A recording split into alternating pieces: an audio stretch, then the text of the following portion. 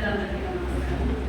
జమీన్ చక్రవర్తి ప్రపంచ రహస్యం రచన ఉపన్యాసంలో పూర్వం పర్షియా దేశంలో జమీర్ బాదుషా అనే ఒక గొప్ప చక్రవర్తి రాజ్యం చేస్తుండేవాడు. అతను తన పట్టాభిషేకమైనప్పుడు తన రాజ్యంలో ఉన్న మహాపండితులందరినీ తన దగ్గరకు రమ్మని ఉత్తర్వు చేశాడు. వాళ్ళందరూ వచ్చి అతనికి జోహార్ చేసి నిలబడి ఉండగా వాళ్ళతో ఇహపరం సాధించి మోక్షం పొందడానికి జ్ఞానమే మార్గమని మన గుర్తులు చెప్పారు. జ్ఞానం అంటే మనుష్య జాతి యొక్క తప్పులు మనకి తెలిసి మనం ముందుకు జాగ్రత్త పడగలం. అందుచేత నాకు మనుష్య చరిత్ర తెలుసుకోవాలని కుతూహలంగా ఉంది. నా కోసం మీరందరూ కలిసి దేశంలో ఎక్కడెక్కడ భండాగారాలు ఉన్నాయో, అక్కడక్కడ దాదాపు పుస్తకాలు ఉన్నాయో అవన్నీ వెతికి ప్రాపంచిక చరిత్ర సంపూర్ణంగా రాసి తీసుకురావాల్సిందిగా అని ఆజ్ఞాపించారు. చింతమని పండితులంతా వెళ్ళిపోయిన వెంటనే ప్రపంచ చరిత్ర రాయడానికి మొదలుపెట్టారు.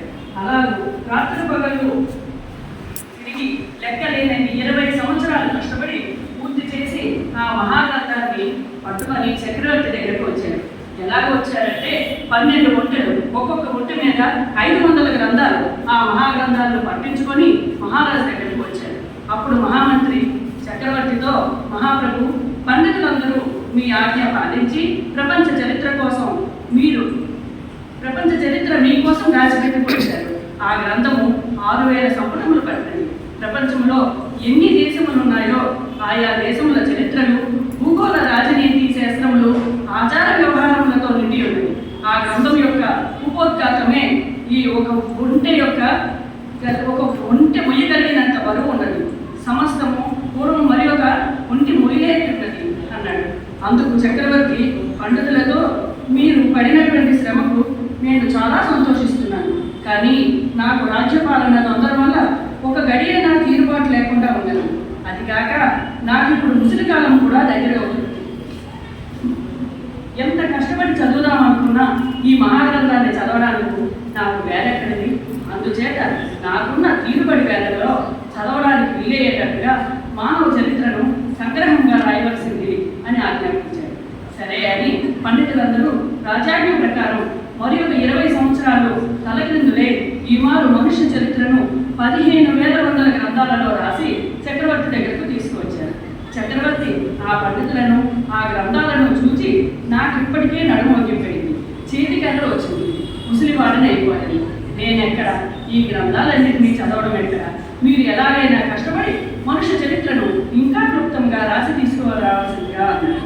చక్రవర్తి కోరినట్టే పండితులు మరి 10 సంవత్సరాలు సాయశక్తులా కష్టపడి గ్రంథమంతా 500 సంపుటములలో రాసి ఒక ఏనుగు మీద ఎక్కించుకొని రాజదర్శనానికి వచ్చారు. రాజు వారిని చూచి, నేను కాటికి కాలు చాచుకొని నేడో రేపో చావడానికి సిద్ధంగా ఉన్నాను. మీరు రాసిన ఈ పుస్తకాన్ని ఎలాగో చదవగలను చెప్పండి.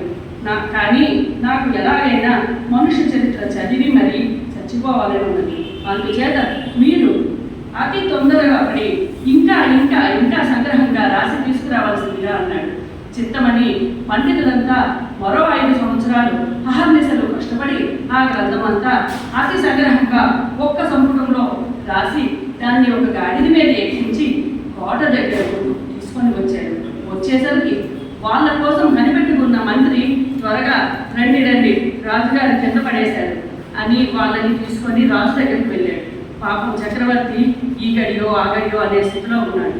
పండితులు అయోమయంగా మోసుకొని వచ్చిన గ్రంథాన్ని చూచి, అయ్యో, మనుష్య చరిత్ర యొక్క రహస్యం తెలుసుకోకుండా చచ్చిపోతున్నానే అని అతి హీన స్వరంతో అన్నాడు.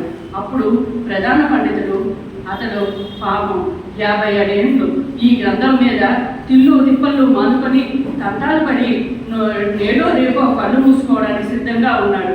అతడు అన్నాడు, మహారాజా, మనుష్య జీవితం యొక్క మహారహస్యం 3 ముక్కలు నేను మీకు ఉపదేశిస్తాను.